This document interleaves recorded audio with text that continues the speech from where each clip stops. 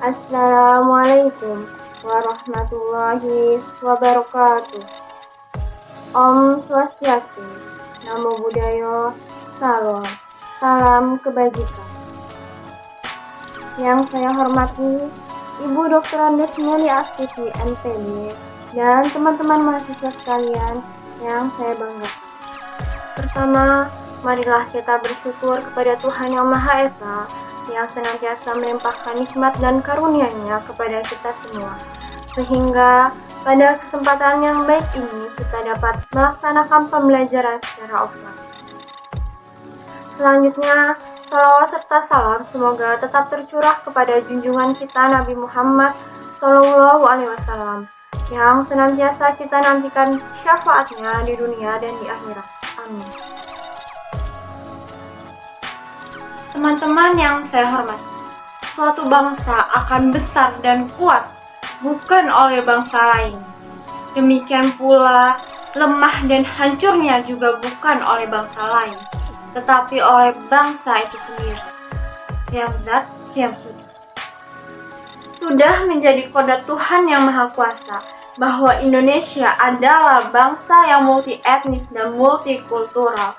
Karena tidak dapat dipungkiri bahwa realitas sosial bangsa Indonesia yang terdiri dari berbagai suku bangsa, kurang lebih terdapat 300 suku yang tersebar di seluruh wilayah Indonesia dengan kebudayaannya masing-masing. Kearifan lokal Indonesia diharapkan mampu menumbuh kembangkan identitas keindonesiaan, menjadi referensi dalam mengembangkan wawasan kebangsaan, membangun kualitas manusia, serta meningkatkan kemuliaan harkat dan martabat bangsa yang memancar ke dalam bagi peradaban warga negara dan memancar keluar untuk membangun citra pergaulan antar bangsa dan bingkai diplomasi kebudayaan.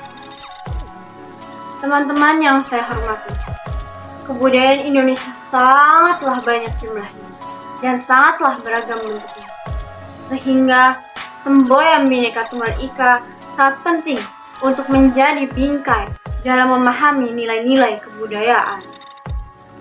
Semboyan Bhinneka Tunggal Ika bukan hanya sebuah kata-kata tanpa makna, akan tetapi semboyan Bhinneka Tunggal Ika adalah sebuah rangkaian kata yang memiliki arti dan bermakna untuk diperjuangkan dan dipertahankan.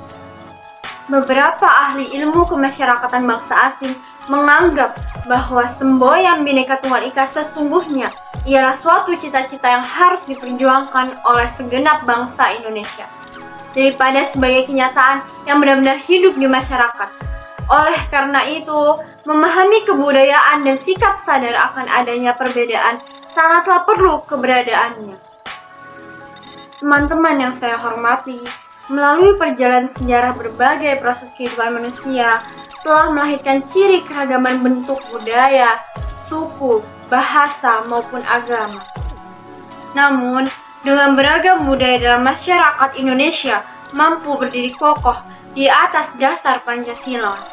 Multikulturalisme dapat dimaknai sebagai sebuah kepercayaan yang menyatakan bahwa kelompok-kelompok etnik atau budaya dapat hidup berdampingan secara damai dengan kesediaan menghormati budaya lain dan mengamalkan nilai-nilai yang ada dalam sila-sila Pancasila. Keindonesiaan dibangun bukan untuk menghilangkan identitas atau ciri khas dari semua komponen bangsa, melainkan agar semuanya dapat menjadi satu kesatuan yang utuh dan tidak terpisahkan, yaitu Indonesia. Sikap saling menghormati dalam identitas masing-masing, tidak memaksakan kehendak atas kelompoknya lain, merupakan syarat dasar untuk membangun masa depan bangsa Indonesia yang gemilang. Keragaman yang ada di Indonesia akan membawa dampak positif. Di antaranya yang pertama, keragaman suku bangsa. Setiap suku bangsa memiliki kemampuan yang berbeda-beda, misalnya seperti suku Bugis dan suku Makassar, yang ahli dalam berlayar dan memiliki kapal hebat penisi yang mampu mengarungi samudera. Suku Dani yang memiliki prestasi yang luar biasa atas kejeniusannya dalam mengolah tanah. Serta suku Jawa yang ahli dalam membuat benda eksotis, yaitu keris. Dengan demikian, sesungguhnya keragaman suku bangsa di Indonesia merupakan potensi untuk membangun bangsa Indonesia. Keragaman yang kedua, yakni keragaman bahasa. Jumlah bahasa yang ada di Indonesia kurang lebih ada 748 bahasa. Semua bahasa yang ada tetap dijunjung tinggi karena merupakan salah satu hasil budaya bangsa yang sangat bernilai. Perbedaan 748 bahasa dapat disatukan oleh satu bahasa nasional, yaitu bahasa Indonesia. Dengan mempunyai berbagai bahasa daerah, tidak menyebabkan bangsa Indonesia terpecah belah, namun justru menambah kekayaan perbendaharaan bahasa. Keunikan ini adalah menjadi sebuah kebanggaan tersendiri, karena tidak ada negara lain yang memiliki keanekaragaman bahasa seperti Indonesia. Yang ketiga, keragaman budaya Indonesia memiliki lebih dari 100 tarian daerah yang tersebar di seluruh Nusantara. Kekayaan tarian daerah tersebut menggambarkan keragaman budaya Indonesia yang luar biasa, karena telah terbukti bahwa kekayaan kesenian yang berupa tarian daerah menjadi salah satu daya pikat wisatawan, baik domestik maupun mancanegara, untuk berkunjung ke Indonesia, bahkan mempelajari budaya Indonesia. Yang keempat, keragaman agama. Sesuai dasar negara yaitu Pancasila, sila pertama yang menyatakan bahwa Indonesia adalah bangsa berketuhanan, bangsa yang mengakui atas keberadaan Tuhan dan menghargai sekaligus melindungi semua agama yang dianut oleh masyarakat. Agama merupakan pedoman manusia dalam mencapai cita-cita hidup. Salah satu fungsi dan peran keragaman agama diantaranya sebagai kontrol masyarakat dalam berperilaku. Keragaman agama di Indonesia memiliki persamaan dalam memandang perbuatan baik dan buruk. Setiap agama juga mengajarkan bagaimana manusia menghormati pemeluk agama lain, mengajak manusia lain untuk berbuat baik, amanah pada tugas dan tanggung jawab, bersikap adil, saling menolong, dan sebagainya. Setiap ajaran agama mengandung perintah dan larangan yang sangat sesuai dengan kebutuhan umat manusia. Hadirin yang saya hormati, dari uraian di atas dapat disimpulkan bahwa Indonesia adalah negara besar, negara yang kaya akan berbagai keanekaragaman, baik budaya, suku, bahasa, agama, dan lain sebagainya. Hal tersebut merupakan sebuah modal yang dapat menjadikan Indonesia istimewa di mata dunia. Akan tetapi, sadarilah bahwa hal tersebut perlu diimbangi dengan adanya peran, kesadaran, dan kerja keras dari masyarakat Indonesia untuk menjaga, merawat, dan melestarikan keberagaman demi persatuan untuk mewujudkan cita-cita bangsa yang seutuh. Ingatlah pesan Insinyur Soekarno, kalau jadi Hindu, jangan jadi orang India. Kalau jadi Islam, jangan jadi orang Arab. Kalau jadi Kristen, jangan jadi orang Yahudi. Tetaplah jadi orang Nusantara dengan adat budaya yang kaya raya ini. Teman-teman yang saya hormati, demikian yang dapat saya sampaikan. Terima kasih dan wassalamualaikum warahmatullahi wabarakatuh. Selamat pagi pemirsa, kembali lagi bersama saya, Rafa Lola Amanda. Apa saja peristiwa terkini yang menjadi sorotan Indonesia dan dunia? Dan fakta yang akurat kami hadirkan rangkaian atau informasi terpercaya hanya untuk Anda. Informasi pertama terkait perkembangan COVID-19 di Indonesia. Jumlah total kasus positif COVID-19 di Indonesia menjadi 1.134.854 orang pada Jumat 5 Februari 2021.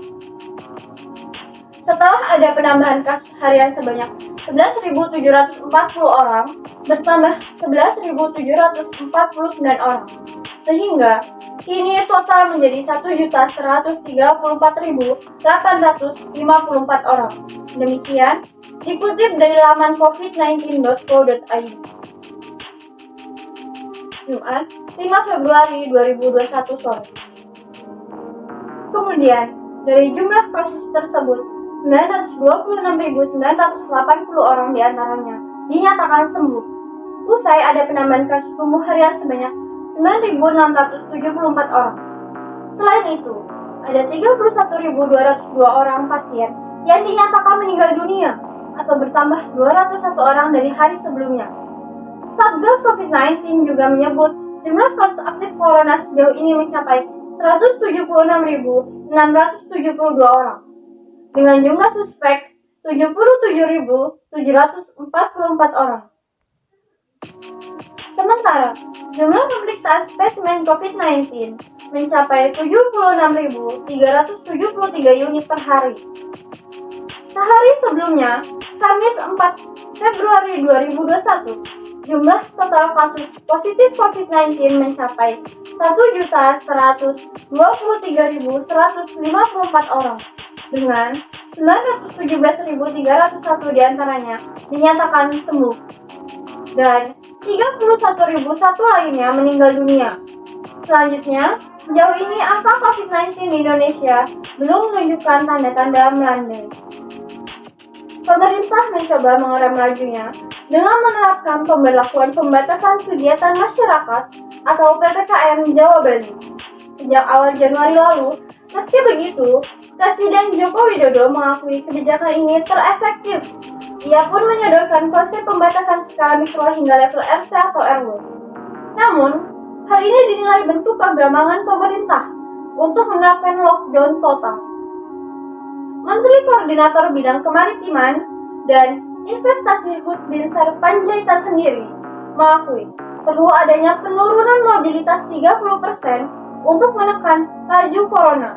Selain itu, pemerintah berupaya mengebut tahapan vaksinasi yang kini masih dalam tahap pertama atau untuk tenaga kesehatan. Berikut liputannya. Ya, Monica, gugus tugas percepatan penanganan COVID-19 mencatat DKI Jakarta menjadi provinsi dengan kasus COVID-19 tertinggi dari 5 provinsi lainnya, di mana DKI Jakarta masih mencatatkan penambahan kasus COVID-19 terbanyak kedua dengan penambahan 268 kasus dan menembus angka 15.068 orang per 14 Juli 2020. Pekan lalu, Jakarta juga mencatatkan rekor tertinggi lonjakan kasus sebanyak 3 kali dengan angka tertinggi 404 kasus yang terjadi dalam sehari pada 12 Juli 2020. Peningkatan kasus ini membuat positivity rate corona di DKI Jakarta ini meningkat tajam dari semula hanya 5%, kini menjadi 10%.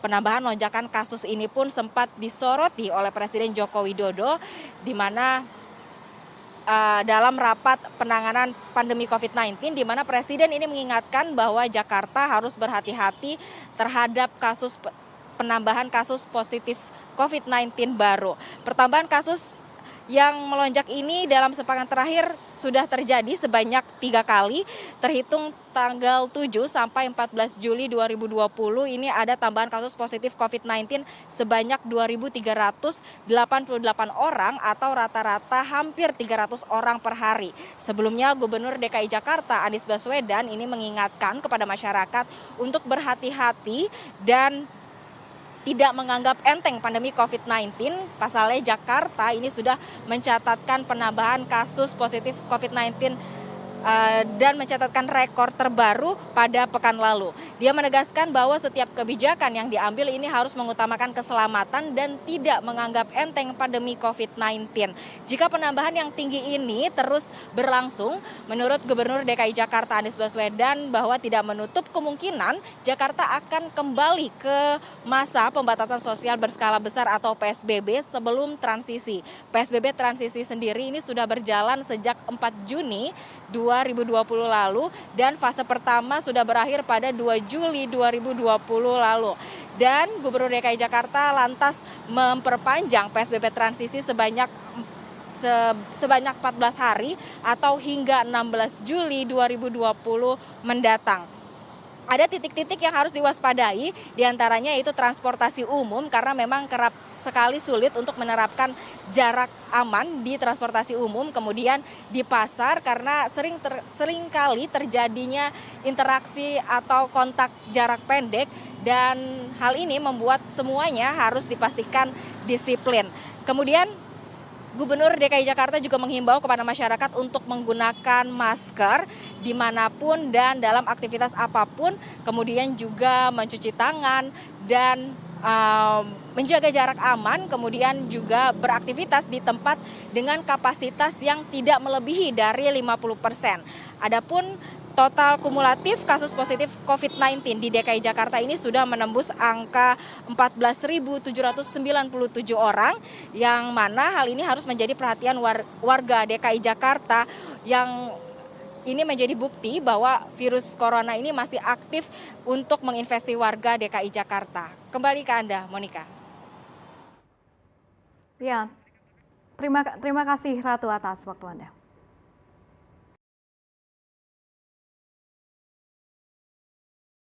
Semoga upaya ini bisa memutus mata rantai penyebaran COVID-19 di Indonesia. Tetap patuhi protokol kesehatan, jangan bosan pakai masker Anda, hindari kerumunan, jaga jarak, dan rajinlah mencuci tangan dengan sabun dan air mengalir.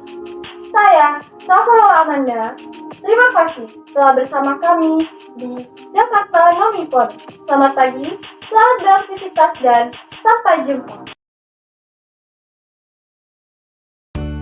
Assalamualaikum warahmatullahi wabarakatuh. Perkenalkan, saya Rafael Amanda dengan NPM 2213053245. Di sini saya akan menyimak video dongeng Malin Kundang. Sebelum kita simak, marilah kita tonton video dongeng tersebut terlebih dahulu. Legenda Malin Kundang. Kisah ini terjadi di pesisir pantai di Sumatera Barat. Dikisahkan terdapat sebuah keluarga yang hidup dalam kemiskinan. Untuk mengubah nasib, sang ayah pergi merantau, meninggalkan istri dan anaknya yang bernama Malin Kundang. Kenapa suamiku lama sekali? Selamat pagi, Ibu. Selamat pagi, Malin. Aku hendak memancing dulu ya, Bu. Baiklah, Nak. Hati-hati ya di jalan. Meskipun agak nakal, Malin termasuk anak yang giat.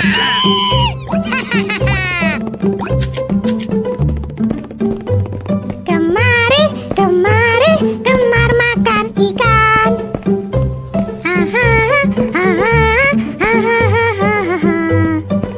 Sejak kecil, ia kerap membantu ibunya mencari ikan sebagai makanan sehari-hari. Lihat, Ibu, aku mendapatkan ikan yang besar hari ini. Wah, hebat. Nanti ibu masakkan tumis ikan kesukaanmu. Seiring berjalannya waktu, Malin kecil tumbuh menjadi seorang pemuda yang gagah. Ia merasa kasihan terhadap ibunya yang terus bekerja membanting tulang sendirian. Ia bertekad untuk merantau demi membantu ibunya. Malin, apakah kamu yakin hendak merantau, Nak? Iya, Bu. Doakan saja aku berhasil supaya bisa membantu Ibu. Bersama nahkoda kapal yang baik, Malin pun mulai berlayar untuk merantau. Sang ibu pun akhirnya merelakan kepergian anak semata wayangnya itu. Hei Malin, ayo kita berangkat sekarang.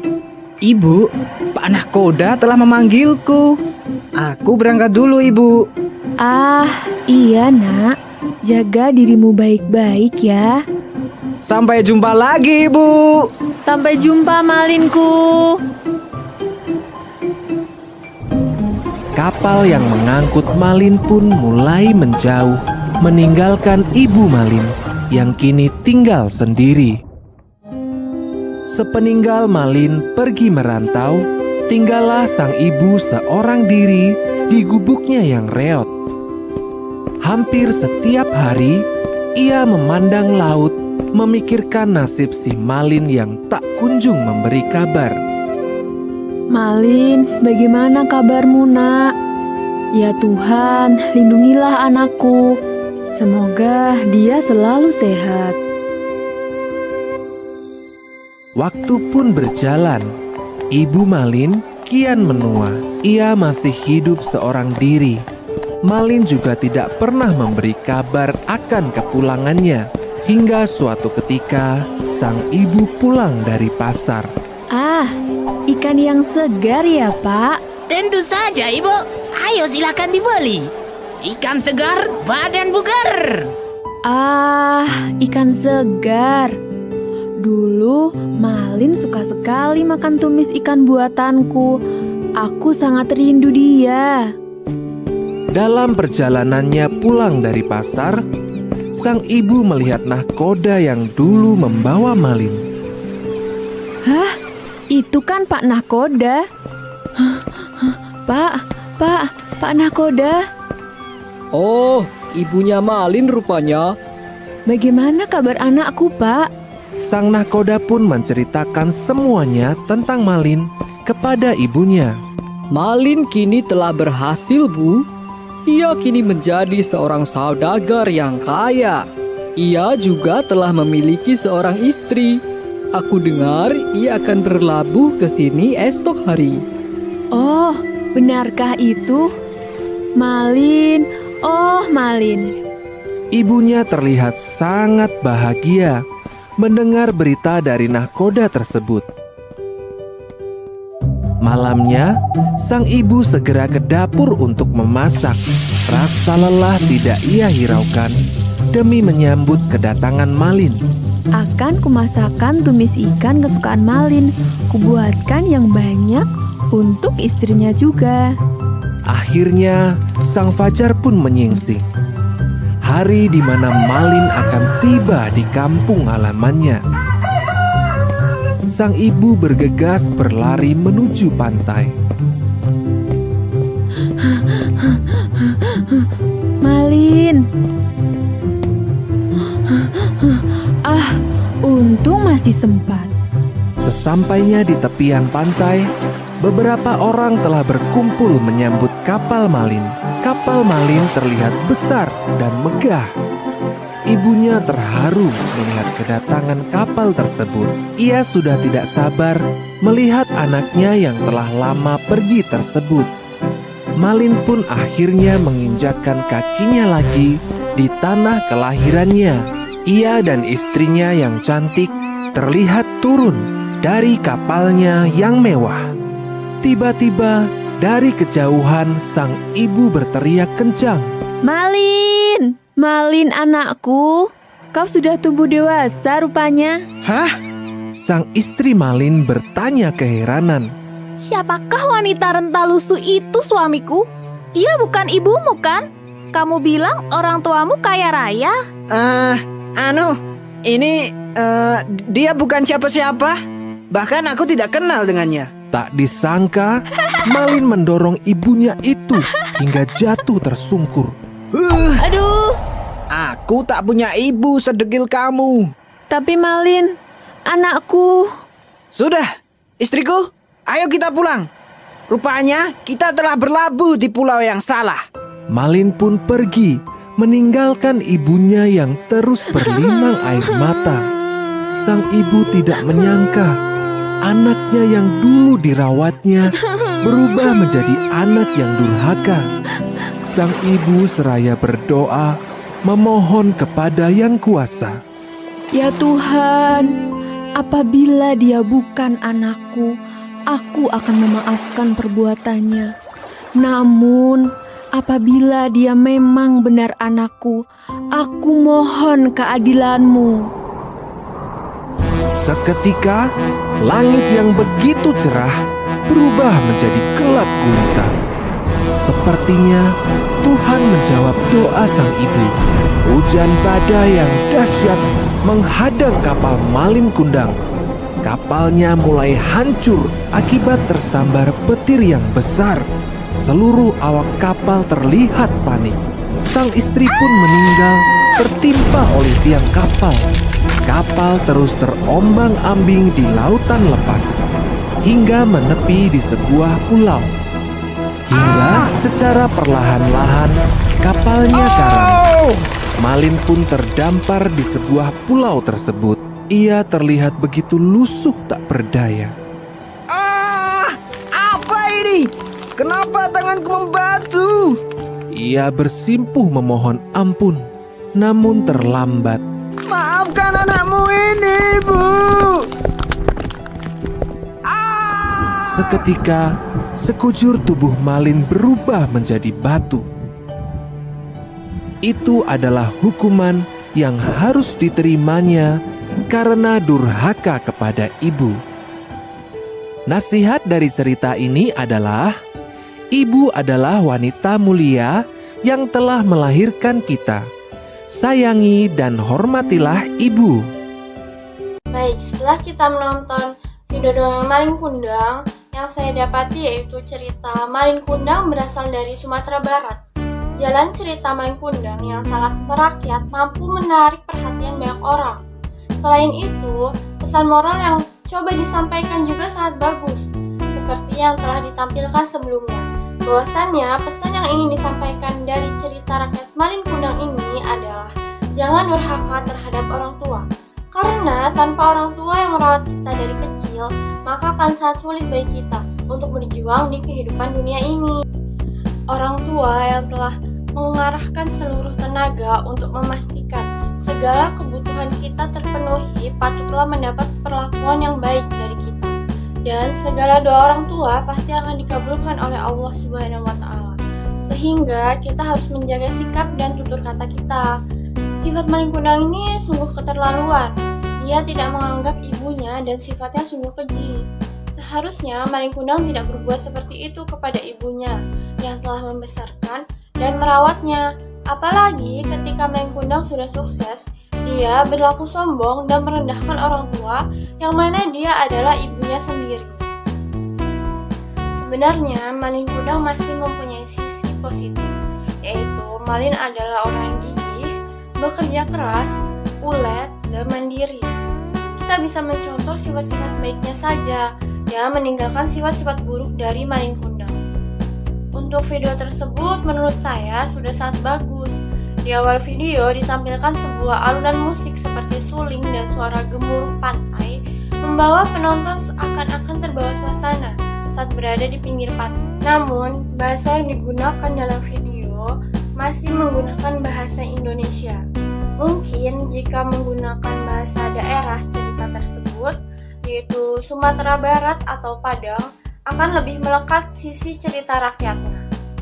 Lalu kekurangan dari cerita Malin Kundang itu yaitu masih banyak tokoh-tokoh yang belum diketahui asal-usulnya dari mana. Lalu kekurangan lainnya yaitu Malin dikutuk pada saat sudah menaiki kapal mewah kembali. Dari cerita yang beredar seharusnya Malin dikutuk ketika masih berhadapan dengan ibunya dan juga menjadi batu di depan ibu.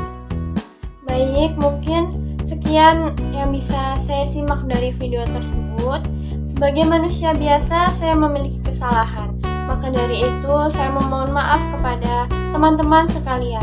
Saya akhiri, wassalamualaikum warahmatullahi wabarakatuh.